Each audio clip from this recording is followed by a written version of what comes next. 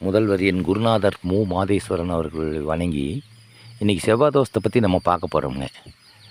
லக்னத்தில் 2ஆம் இடத்துல, லக்னத்துக்கு 2ஆம் இடத்துல 4, 7, 8, 12 இந்த மாதிரி இடத்துல இருந்தால் செவ்வாய் தோஷம் இருக்குதுன்னு சொல்லுவாங்க. ஆனால் செவ்வாய் வந்து சில லக்னங்களுக்கு சுபர் யோகராக மாறுவாருங்க. அவங்க இந்த செவ்வாய் வந்து பரிகார செவ்வாயாக மாறுவாருங்க. இந்த செவ்வாய் தோஷத்தை பற்றி பார்க்கும்போது இந்த கணக்கை நம்ம மெயினாக எடுத்துக்கணுங்க. இப்போ வந்து பார்த்திங்கன்னா, மேஷ லக்னத்துக்குங்க, கடக லக்னத்துக்கு, சிம்ம லக்னத்துக்கு, விருச்சிக லக்னத்துக்கு, தனுசு லக்னத்துக்கு, மீன லக்னத்துக்கு செவ்வாய் வந்து தோஷம் கொடுக்க மாட்டாருங்க. அவர் சுபர் யோகர். அதனால் அவர் அந்த தோஷத்தையெல்லாம் கொடுக்க மாட்டாருங்க.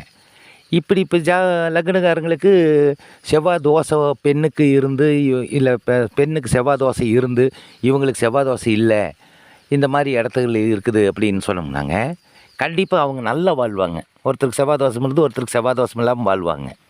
இப்போ மேச லக்னமாக பெண் இருந்துங்க, கடக லக்னமாக ஆண் இருந்துங்க, செவ்வாய் தோசை 2 பேர்த்துக்கு இருந்தோ இல்லை ஒருத்தருக்கு இருந்தோ ஒருத்தருக்கு இல்லாமல் இருந்தாலும் சிறப்பான வாழ்க்கை தான் அமையுங்க. அதனால் இந்த செவ்வாய் தோஷத்தை கணக்கில் எடுக்கும்போது பரிகார செவ்வாயாக மாறுதா, இல்லை செவ்வாய் தன்னோட தோஷத்தை மட்டும் பண்ணுறாரா, இல்லை தன்னை விட்டு கொடுக்குறாரா அப்படிங்கிற ஒரு கணக்கில் எடுத்துக்கிட்டு தான் நீங்கள் செவ்வாய் தோஷத்தை கணக்கில் எடுக்கணுங்க.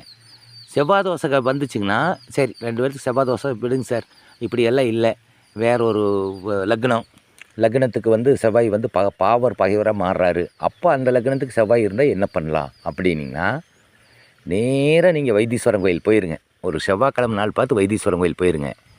அங்கே போய் தையல் நாய்க்கு ஒரு அர்ச்சனை, செவ்வாய்க்கு ஒரு அர்ச்சனை பண்ணிவிட்டுங்க, நேராக அங்கேருந்து திருமணஞ்சேரி வந்துடுங்க.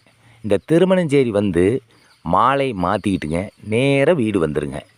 வீடு வந்துட்டிங்கன்னா அடுத்தது வந்து எந்த கோயிலுக்கு போகக்கூடாது, திருமணஞ்சேரி போயிட்டு நேராக வீடு தான் வரணுங்க. அடுத்தது ஏதாவது ஒரு செவ்வாய்க்கிழமை என்ன பண்ணுறீங்கன்னா,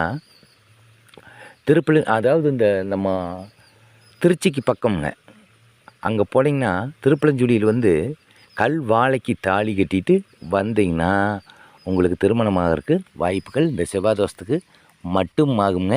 திருமணமும் நடக்குங்க. தைரியமாக இதை செய்யுங்க. வணக்கம்.